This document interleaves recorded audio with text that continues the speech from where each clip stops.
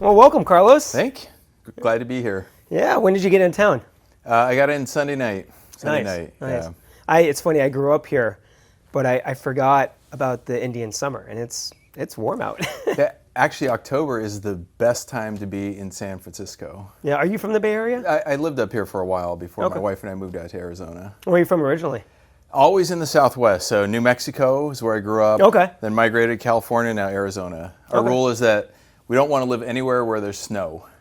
we can go visit snow. Yeah. I don't want to have to shovel snow. So New Mexico gets some snow, though, right? the northern part, yeah. Okay. I was kind of from the southern part. Yeah, because I live in the Denver area, and we went down to Santa Fe, and Yeah, that's a great area. it was cold. I was there for around Thanksgiving, and it was cold. That's the southern part of the Rockies too, so Yeah. it's still elevation. I think 7,000 feet elevation. But you were more southern, so Southern, it was, yeah, okay. warm weather guy. Yeah. Well, it's beautiful out right now. Love it. It's Fleet Week, so we'll see if the Blue Angels buzz us. Yeah, right. Be interesting on the podcast. Yeah, that'd be great. And so we're drinking coffee today. Yep.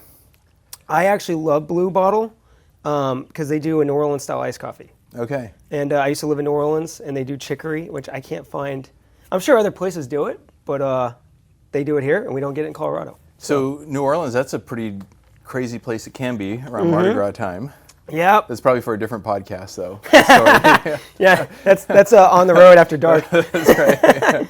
Yeah. So that must have been. You probably have some stories there for a different time. Yeah, no, it's funny. I went to business school there, undergrad in New Orleans, and I always tell people I learned more working in a bar in undergrad than I did at the school. So it's like, high stress, customer service. Yeah. Drunk people are hard to deal with. So, Right. when you get angry clients, that's nothing these days. I think there is something to be said for just the kind of the MBA, the School of Hard Knocks, and just kind of getting out there. There's no substitute for that type of experience. Yeah. Well, speaking of MBA, you went to Stanford. I did. Electrical engineering. Yes, so not an MBA. Okay. But Masters. Yeah. So tell me more about that. Like, I'd love to know your background in terms of why electrical engineering, and then how did you get into partner marketing? Yeah, it's So all right, we'll rewind all the way back. So I'm going to start back a little bit further. I'm going to start with my dad. Okay. So my dad was born and grew up in Bolivia, in South America. Well. And so he is a very poor country, and he was able to go to medical school in Bolivia. And so medical school in Bolivia is free. And everyone enters in, and all you have to do is pay back the government a couple years, and then you've got a free degree. Wow. So he came over to the United States as a doctor, and he knew that his way out of Bolivia was through education. So that was kind of one of the things that he always was instilling in us. Yeah. Was that, okay, whatever you do, you got to go to school, and so we were fortunate to be able to just sort of be on the path with just knowing that education was a priority. And so, growing up, grew up in New Mexico. Yeah. And went to undergrad. I went to New Mexico State, where I did electrical engineering. And at the time, it was one of the things where it's like, okay, I didn't really know what I wanted to do, but engineering was kind of a good foundation for just basically anything you want to launch from. Yeah. And then my dad was also saying, hey, well, I'm a doctor. We need another doctor. I think he just wanted someone to take care of him when he got older. But he said, why don't you go to medical school and be a doctor? And so I stayed an extra year undergrad, and I applied to medical school. I was accepted at medical school. Okay. And it was like one of those things where I was just like something in the back of my mind said, I don't know if it's for me. I kind of like it, but I want to go to engineering. So I had worked for a Stanford professor at the time, undergrad, and she said, "Oh, you got to call so and so over at Stanford and continue doing your electrical engineering degree." Huh. And so you had one side pushing you one way and your dad pushing you the other way. Yeah, right. Yeah. But it was always just about education, knowing that engineering is just going to be a foundation for whatever's next. Yeah. And then the funny story is, so when I applied to Stanford, it was I called up the person, and I sort of networked and tried to made the way to the right contact, and so I finally got a hold of the right person at Stanford. Yeah. And this is, I'm just some undergrad kid, and I called up and I said, well, can you tell me a little bit about, like, sell me on Stanford, essentially? And it was just, not knowing that putting them on the spot, huh? Yeah. And they said, well, you pretty much, you missed the deadline. You haven't taken your GREs. So what you need to do is you need to take the GREs, you need to get a certain threshold score, and then send it to me. So it was all she wrote from there. But it was off to engineering. Wow. Yeah, and then... So that all worked out, and then you just got into Stanford. Yeah, it was just like... so easy. Yeah. It was really... I don't know if I could get in now, just because the application process was, was so hard. But it was one of those situations where I really think, like, the context. So you have to know, you have to be able to do really good work. Mm-hmm. But then you have to work your relationship. So I had that connection. I called around. I had to sort of find out what the other ways are. And I think that half the battle in life is just basically showing up and really hustling. So getting that hustle to get in, because otherwise, if I was just sort of one of the standard applications, I don't know if I would have gotten in. At that. Yeah, it's so funny you say that. Like, actually going back to the bar example, working in the bar is really where I learned the hustle. Yeah. I remember, I started in the kitchen at 19, flipping burgers, and, I would come in on my off days and practice pouring water, getting the shot count right. Not too much. Yeah, right. And then I'd wipe bottles and clean during happy hours, and eventually I got in the bar back, and then and then I really hustled and helped the bartenders, but I tried to make connections, I tried to build relationships, and that's had impact on my entire career in life. That hasn't changed. And I think that's one of the key too, is just making sure that you have those relationships, because at the end of the day, people are working with people, and that's going to determine your success or not. Yeah. So after Stanford, did you go straight into starting companies, or what did that transition look like? Yeah, so I entered in to do my master's in electrical engineering at Stanford. So you can't spell geek without a double E, right? We need a drum here.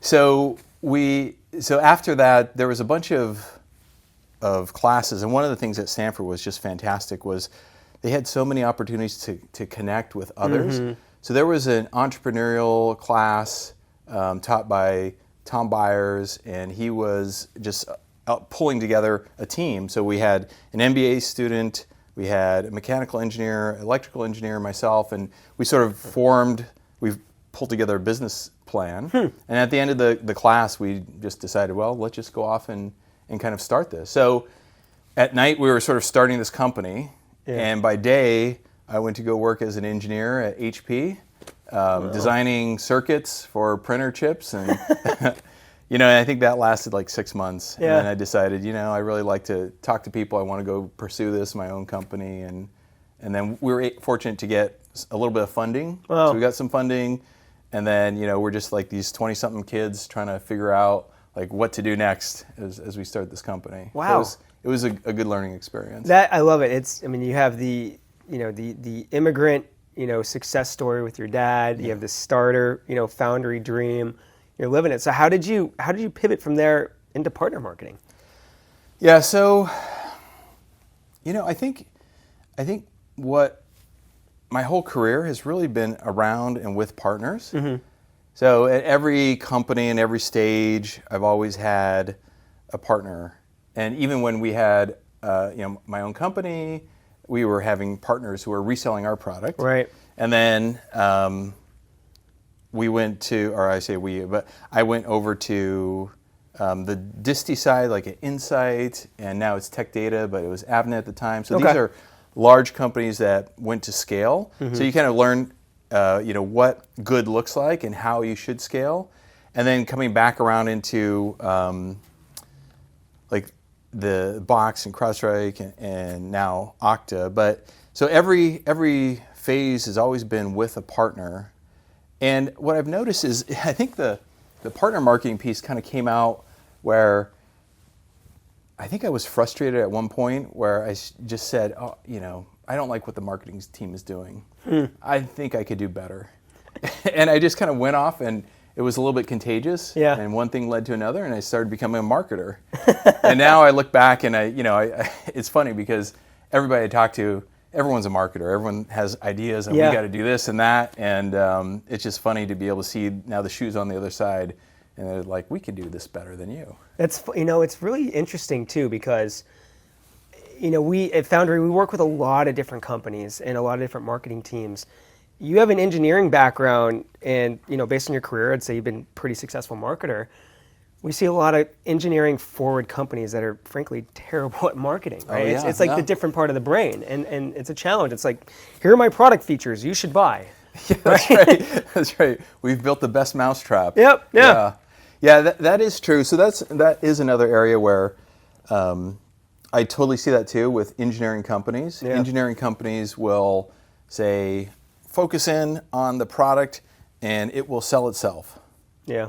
And it just doesn't, because I think everyone here, we're all distracted. We have things going on, and we need to be able to elevate those messages above the noise. And I think that's where the marketing comes in. And it's not just with products, too. I think it's also in our careers, too. Because a lot of times when people are looking, how do I get promoted? It's like, well, I'm going to do a really good job, and people will be able to read my mind and be able to know that I contributed. Yeah. And half the battle is doing a really good job, but the other half is positioning yourself and just making sure that you're marketing internally up and down the food chain. Yeah. And that's something that is going to determine success or not. And no, and it's a good point on a personal level, but I keep hearing the challenge come up on the partner marketing side that we're delivering results, we're showing ROI, but I'm just constantly having to prove the value internally. And especially with the corporate side and the field marketing side, just not seeing the value that the partner side is driving. And I think, the partner side, we have to be those, evangelists to get that message out 100%. there. And one of the things, I know, like you and I have been in this partner marketing space for a while now, early days. And as I say, I was in partner marketing before it was a thing. Yeah, it's a big thing now. Yeah, now it is. Yeah. But I think the industry has evolved, and sort of the acknowledgement of partner marketing as a true career path has evolved. Whereas when I started, it was like, no, you got to go off, got a skunkworks project here, you got to take care of some of these partners and do something. Yeah. And I think some of the challenges, I know there's lots of challenges why that happens still. A lot of it is that partner marketing is kind of funny because you have to straddle the fence. You have to support marketing, like the core marketing. Mm-hmm. Then you have to support core BD and alliances and partner teams. So, your key stakeholders who are determining your success and career path only see part of what you're doing. Yeah. And so you're supporting, this side, but then this side doesn't see it. So you have to be able to work collaboratively across both aisles, and be able to push an agenda forward to deliver results, but then also be able to measure it. And I think that's where people get hung up, because you have another moving part. Mm-hmm. So you have a partner component, which is outside your CRM system, and now how do you measure success? And I think that's where people don't make that last connection. Yeah. So then it's just like, well, what have you been doing for last quarter? Yeah, I want to dive into that too, because I hear the measurement thing pop up consistently. Yeah. And you're fresh onto Okta, you're at CrowdStrike, you're at Box. There's technologies out there to help measure, but not so much on the partner side, especially when you lose access to the data with the partners. Like, are you seeing anything work when it comes to measuring success? As much as it's evolved into a thing, partner marketing, it's still, a lot of it is still duct tape and bubble gum on that too. I think there's systems that are better now. But I think it just, you have to set expectations internally with what is going to happen. Mm-hmm. And I think that, I kind of look at the structure of a partner marketing plan of what to expect is really kind of 3 pillars. So pillar number 1 is demand gen. So that's pipeline. So that's that can be measured because that's traditional marketing. We invest some dollars with partners, we do an activity, we get 100 people there, we build pipeline, that's going to flow through the system. So that demand gen piece.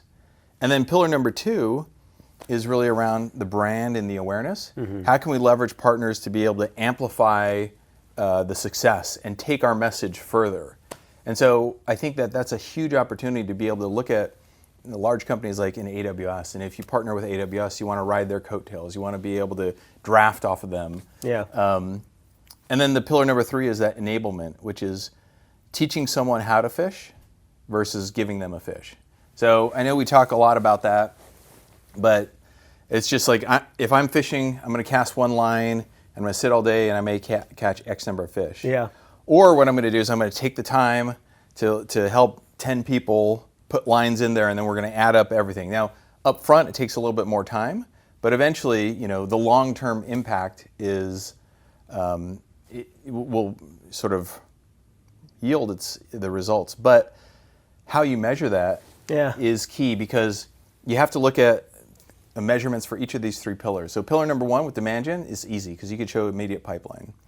The third pillar with enablement is you can measure it at the partner level. So you say partner XYZ has had so many deal registrations, we're investing $100, and then over 3 quarters, the deal regis have gone up and the overall booking. So you can kind of measure it from that perspective. And so you have kind of a tactical investment with demand gen, but then you also have the enablement measurements. And then the other thing from a enablement standpoint is leading indicators. So activities, like how many partners are coming to get trained. Because those are leading. If you get 10 people trained, then one person's going to book a deal and you're going to have X amount. So those activities, how many people are opening your newsletters, reading your, attending sales kickoff. So kind of you have leading indicators, you have aggregate amounts. So there's a little bit of a complex, I don't want to say you need a PhD to figure that out, but there's a lot of moving parts in terms of getting the right scorecard dialed in. And how are you measuring brand on the awareness side? Yeah, that's a piece I was hoping you wouldn't ask. Yeah, I think we're all trying to figure it out in the industry, right? Yeah, that one, I haven't figured out a good one. Yeah. I know that there are some services you can pay for to be able to get impressions, social media views, all that. But I kind of have to chalk that up just to the goodness that you have to do, and when we're doing a press release or when we're doing a thought leadership, it's that one's really tough to measure. But I think the good news is the organization really will see the visual impact, saying, "Wow, we got 1,000 people registered for this event," so that's kind of cool. Yeah. So I imagine going back to something you said, just in terms of setting expectations internally, right? Yep. And I think that's really tied with helping the rest of the organization see the value in what it is you're doing. So when you're coming into a place, and I know you're new at Okta, but coming to a place, whether it's like CrowdStrike where you last were, is it kind of documenting this approach, letting everybody know like these are the things we're going to do, these are things we're going to measure, and then you keep reporting on that over and over again? Yeah, I do think, I haven't really thought about this, but in terms of a key priorities, and this is near and dear because I'm kind of going through this now with Okta, I think one of the key things for success is getting alignment, which means everyone's rowing really hard, but everyone's rowing and the boat's spinning. And so what are our focus partners? Where are we prioritizing? And so I think getting that alignment from the marketing side, the alliances side, and the sales side is key. That's job number 1. So number 1, getting alignment there. That can be a hard job because getting alignment with sales and marketing when you're on the partner side, that can be a lifelong struggle in some companies, right? It is, because so-and-so, this rep's has a buddy out in this part of the country, and they're doing a whole bunch of stuff, but that partner may not be strategic. Right. And so you have things coming in sideways, and you end up with these random acts of marketing, which is just like reactive, the squeaky wheel syndrome. Yep. And I think the best thing that someone could do is just come in and just say, okay, let's stop the madness. Yeah. And let's just agree which partners, let's put partners into kind of 3 tiers. Tier number 1, we're going to be proactive annual marketing plans. Tier number 2 is opportunistic. We won't do annual plans, but we can do one-off. So if someone wants to do a webinar here and they're strategic. And then third is self-service. Yeah. Now, to have that self-service tier, you have to be able to have the programs to enable them. Because if you don't have self-service, then you can call it self-service, but it's just a no. It's just a go pound sand. Yeah, let me ask you on the self-service side. I know it's been a struggle for a lot of companies to get partners to engage. Come in, select programs, utilize their MDF. Has this economy, has it changed that? Or are partners more likely to utilize MDF as they've seen their own budgets deteriorate? Is self-service still a challenge? Like, what have you seen over the past year? Yeah, I think just, depending on the partner, because we haven't even talked about partner types, because we do need different marketing motions for different partner types. But I think depending on the partner type, because we have different marketing plans for different partner types. So depending on the partner type, I think that there is a need to be able to try and do more. Mm-hmm. My experience has been is depending on the maturity of the partner organization, sometimes the partners may not be able to invest in marketing automation platforms and the right people. And so sometimes what it devolves into is just let's go have a happy hour event. So let's kind of throw a party. Yeah. And I don't really count that as a marketing because we're not sharing a corporate message, we're not capturing leads, we're not doing the follow-up. Yeah. So I think what the default with partners is when the economic downturn comes around and pipeline's low, they sort of default to what they know, which is, okay, let's go host a happy hour event. Right. And we need funding to be able to do that. And I think that's where, as partner marketers, we could really help by putting together digital campaigns, top of the funnel. You can give them structure to be able to, so it's not just a party. Yeah. It's more of a true opportunity there and part of that's funding, but also I think more importantly, part of that's that structure and the guidance. Yeah. So providing that framework out so that partners can plug in is key. And it seems it's more scalable too, right? It is because we all have to do more with less given the economic conditions. Yeah, interesting. So you were at CrowdStrike for 3 years. Any unique challenges or success stories there that might be helpful to people listening? Yeah, I recently moved over to Okta, and I really enjoyed my time at CrowdStrike. It was a very interesting start. So I started March of 2020, which is right as the world shut down. Great time to onboard, right? I went to RSA. Did you even get a computer? I mean, how did that work? So I didn't meet a soul for I think it was 20 months. Wow. Yeah, man. Everything was 100% virtual and Zoom. So I had to meet everyone, meet the team, build relationships. Yeah. And we talked about earlier building relationships, do annual planning, have some of those hard conversations, all on Zoom. So it was a social experiment that I never want to do again. But CrowdStrike was a very unique experience because when I started, I think the company was at 800 million in revenue and 2,000 employees. And fast forward 3 years later, now 7,500 employees, almost 3 billion. Wow.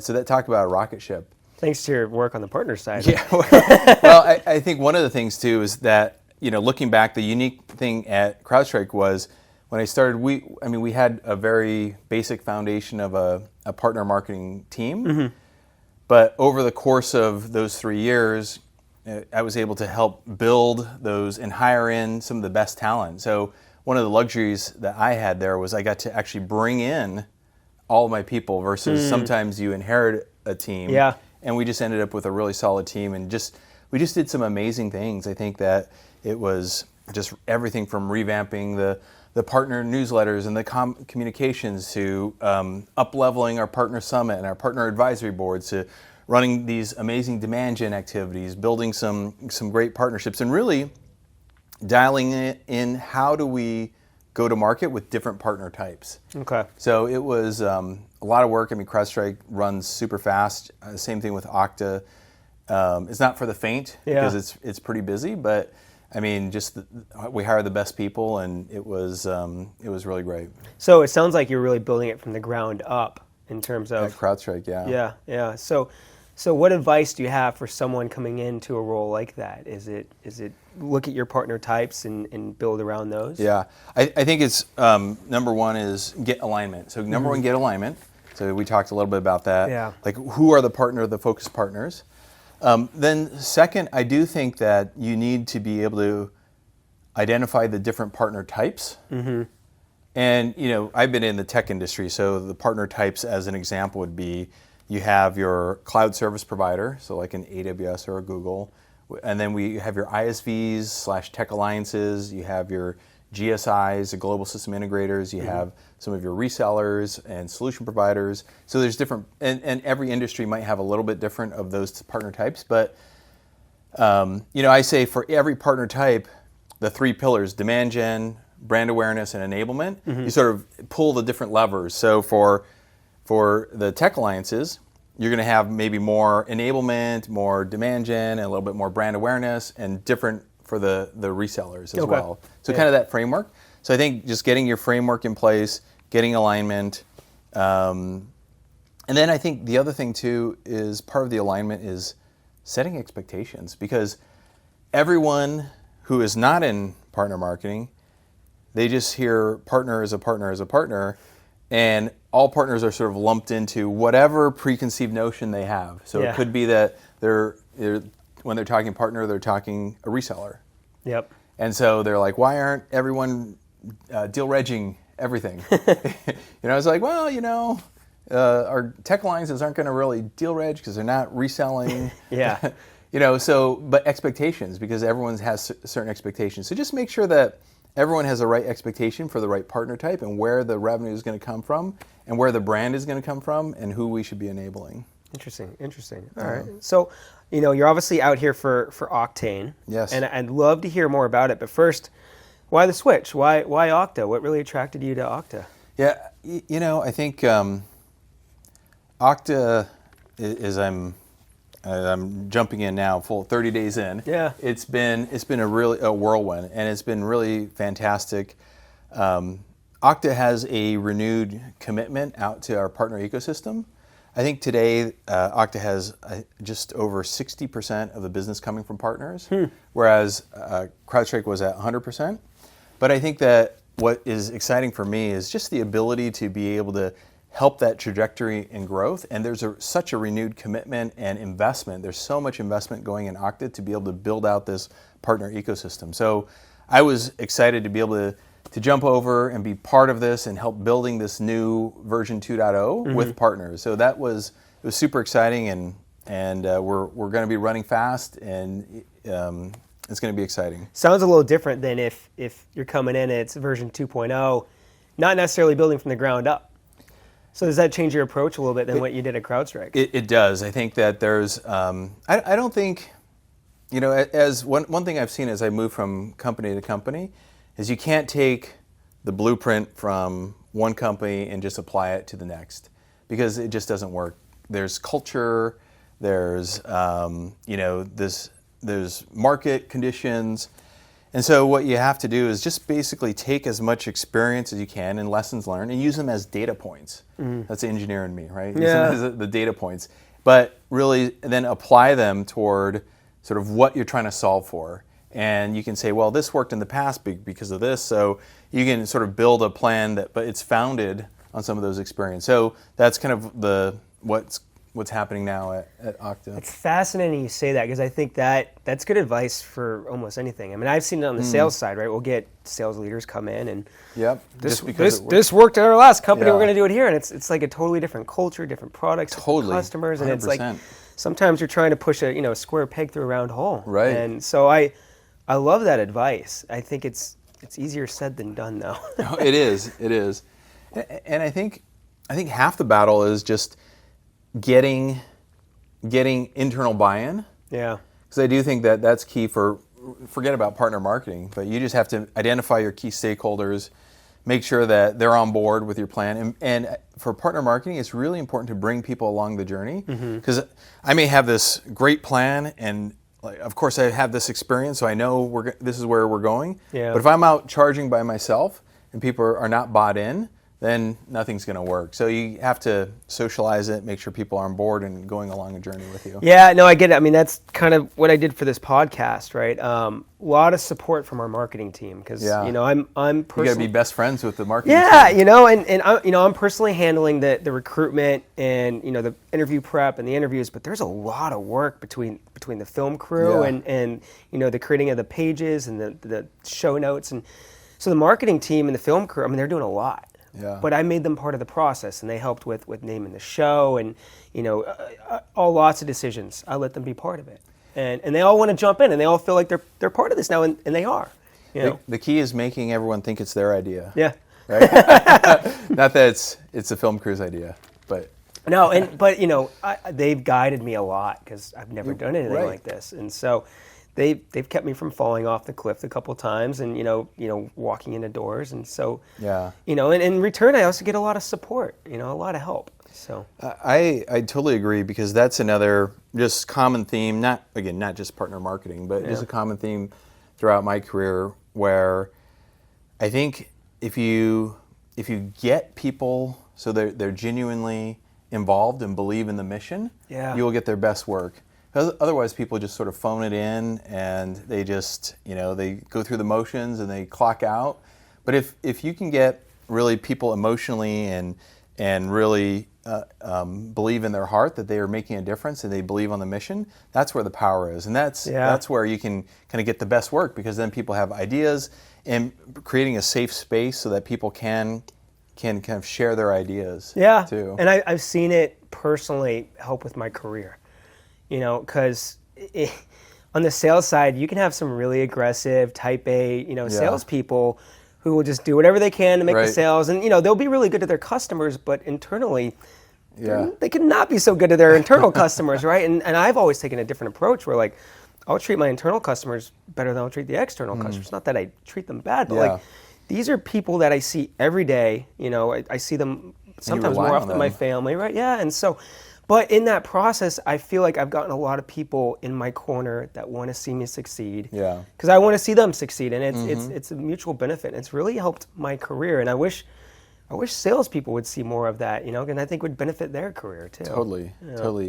And I think you said something too, where if people want to see you succeed, that's where you sort of made that connection. And one of the things I found is, in order for you to succeed, you have to help others succeed as well. Yep. So you can't, it's very short-sighted to say, I'm going to be able to have to step on other people to get up. But if you help other people achieve their goals, they're going to, in turn, help you achieve yours. Yeah, absolutely. And that kind of summarizes the partner marketing space. Yeah, right, exactly.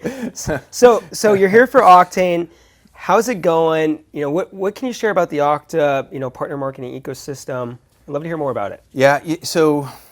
I mean, Okta is really a unique in a unique spot, because we're the leading independent identity provider. And so when I say independent, it's kind of like, for lack of better analogy, Switzerland, right? So we do have, there's one major competitor that we shall name nameless, that's based up in Redmond, but who knows? But aside from that, I think that there's everyone else, we're basically partnering with everyone else, with AWS, with Google, with ISVs, with resellers. And so because we're controlling that, the ability for everyone to access any technology freely.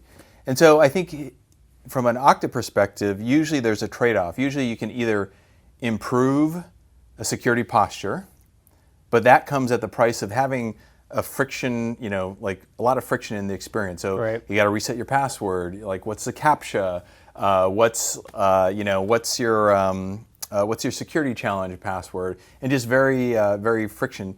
Versus the other side is, we want to have a frictionless experience, but maybe you don't have security. So kind of with Okta, you have both, and I think that's the value. And there's so much more that's being announced at Octane. There's passkeys. There's something really cool, which is, everyone's heard of single sign-on, but there's also universal sign-out. So if there's a threat detected, it'll just completely log you out of all your sessions. Interesting. Which is super cool. So I think that there's a lot of things that are just being announced here at Octane. Our partners, there's I think there's 50 sponsors with partners. And it's just really great to be able to get everybody together. There's developer sessions. So it's really well done. I'd like to take credit for it. Yeah. But being here 30 days, yeah. I don't know if I can. Yeah. That's great. So I'd love to ask about events in general. Yeah. Obviously, this is a big face-to-face event for you all. Yep. Events kind of went to the wayside during the pandemic. Yeah. I feel like we're kind of getting back. Like, where do you view events next year? Big part of the partner efforts. Is it going to be still kind of less than when it was pre-pandemic? Yeah, events, it's really interesting. So I reflect back on when everything went virtual at kind of talk about my days over at CrowdStrike too. So pre-pandemic, this was before my time, but CrowdStrike was all about events, very events heavy and doing everything from a face-to-face perspective. Then all of a sudden, the pandemic hit. And I think all the marketers, our plans just went out the window. Yeah. Like, I had X amount of budget and there's no more. And especially if you're so events heavy. And so what I noticed was that some companies, CrowdStrike was one of them, but some companies were able to pivot very quickly into be able to kind of doing more digital and online. Certain companies didn't.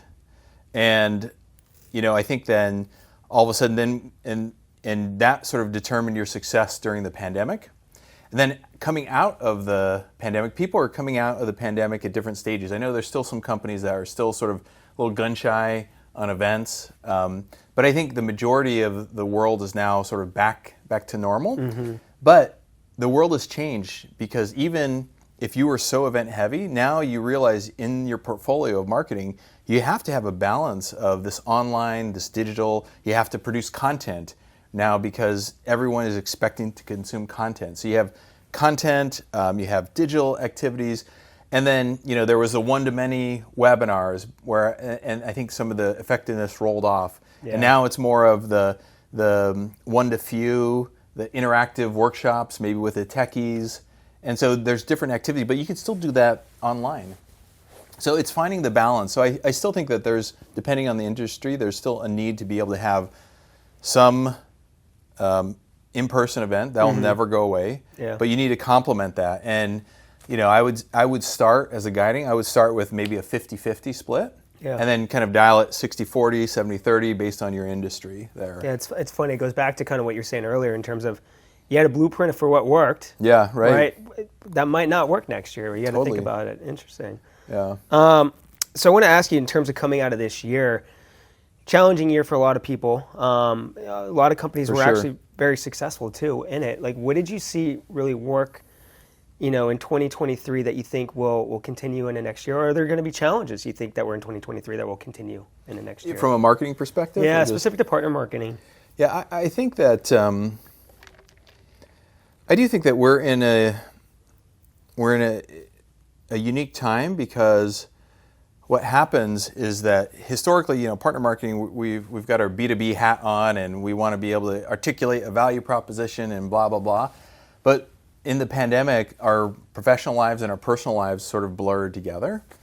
And with that, what happened was a lot of times people were expecting a consumer experience in their work. Yeah. And so that just means if I look at how people are consuming content, like on Netflix, there's just this expectation. We're, as consumers, we're consuming content online everywhere. And I think that the successful partner marketing and just marketing in general will be able to produce content that is compelling, it's entertaining, like this podcast, right? But it's basically you got to produce some content to be able to capture people's attention. And whether it's whatever audience, whether on the consumer side or even on the business side. So you have to kind of produce something that people are willing to invest time in doing. Do you think Gen AI can help partner marketers with that, or do you think there's some hype with that? I'd love to get your thoughts on where you think this is going to help the partner marketer in the future. Yeah,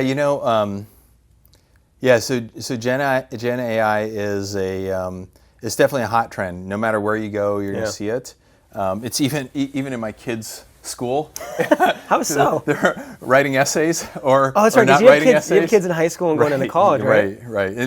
God help you. No. I got young kids. So I have to deal with that. If people of my kids' school are watching this, they're not using it. But I do think it's changing. It is changing the world. I think that there's just some really amazing innovations, and I think it's early innings with Gen AI. So I'm a big fan. I think that it will be game changing. Kind of the next kind of, I don't know if it's going to be as big as the internet, but it is going to be pretty big. And I think it's going to just be ubiquitous across everything that we do. It's just going to be doing things that humans can do, but faster.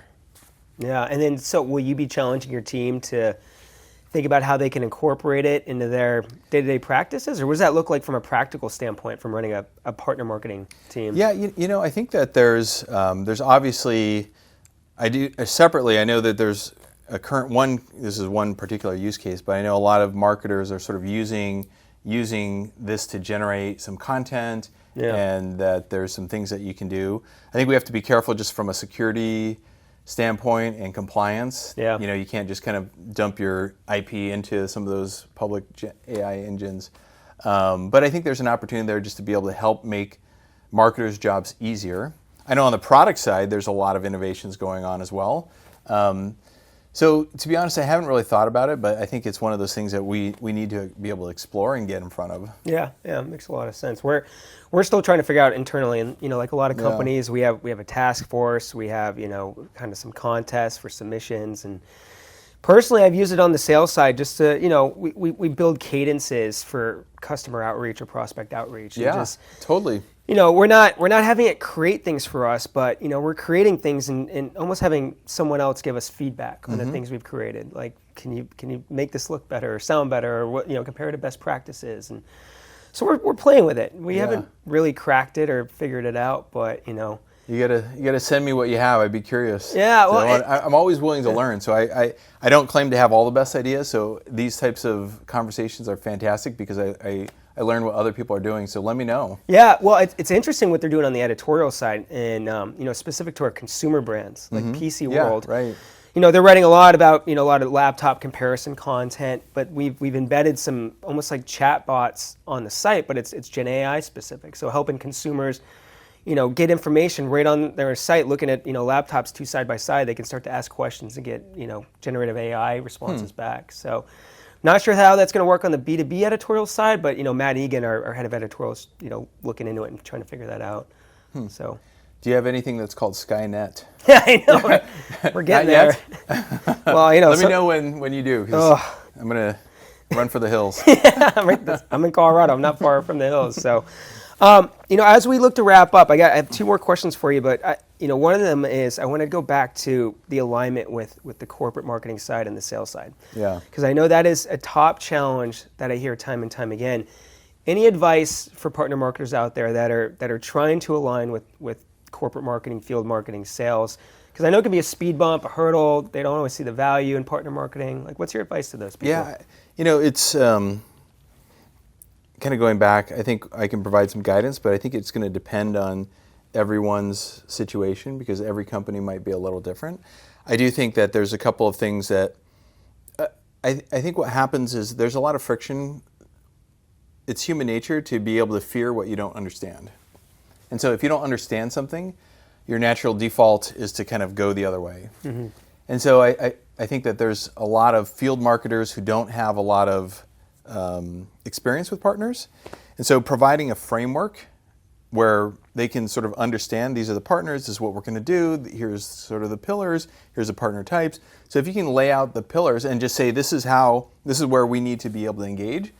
Because I think a lot of times in the absence of that framework, what happens is that people just say, I need you to run events, and it's all of a sudden reactive, the squeaky wheel, the random active marketing, and people just throw up their arms. Yeah. And if we can cut through the noise and just say, here's the focus partners, here's how we're going to market with them, these are the types of events that we're going to do or activities, I think then people are like, oh, okay, I can do this. So I think just that framework of managing expectations internally is key, because then people will get bought in to the mission. Now, would you recommend that they're brought into developing the framework or providing feedback on the framework? Like, do you let them to be part of that process, or are you just, here's what we're doing? Yeah, I think that's where you find the balance between kind of leveraging some of the experience to be able to provide that framework. Because I having done it a few times, I kind of know, okay, well, this we tried it, and this one didn't work. So I'm going to lay out a framework, and I do think you have to start with something on a page, versus giving a blank sheet of paper. Yep. The blank sheet of paper, is not going to end well. Yeah. Right. Because you're going to end up doing something crazy. But if you end up with something like, okay, here's 3 things on the page, pick which one you want, I think is more of the approach. Some sort of direction. Yeah. So here's kind of the framework. This is what we're doing. You have an opportunity to change these pieces here, but not the overall structure. Makes sense. Like you can pick what tires you want. You can pick what color paint of the car you want. Yeah. But you're not going to, go off and build the engine. I love it. Well, I think that's great advice, and I'm going to ask you for one more piece of advice. Okay. I ask everybody to leave one piece of advice on the road for our listeners. So, look at the partner marketers out there. What's your main takeaway advice? And that could be career, program, strategy. I'll leave it up to you. Oh my gosh. Okay. Well, this one I haven't thought about, but I'm just going to put out something. Let's go. I think that only one, right? We're saying only one. Let's go. I think there's no time limit here. I think we have to, in order to be successful, you have to make sure that others are successful too. We talked about that too. And it's really about collaborating. If you're in a partner marketing role, you have to realize that your stakeholders are across the organization, and you need to be able to collaborate. You need to be able to push your agenda forward while making sure that others are also achieving their agenda. And so I think that collaboration, that relationship is really key. And I think that some of it's personality, but some of it's really your approach. Err on the side of over-communicating, because don't assume people can read your mind. Yeah. You may be working on a project, but there's just, you need to be able to make sure that you bring people along for the journey. So I don't know if that's like one piece of advice, but no, I think that's great, because I think that's applicable to any role, right? Not just partner marketing, right? I mean, I'm thinking about people I've worked with, and just seeing them work in a silo and not trying to bring up the people alongside them. Totally. And I know it would benefit them. It would come back to them tenfold if they did that. Mm-hmm. Going back to the bartending days. Yeah, right? Right? Awesome. Well, Carlos, thank you so much for joining. This was a lot of fun. Glad to be here. Yeah. Well, good luck with Octane. Thank you.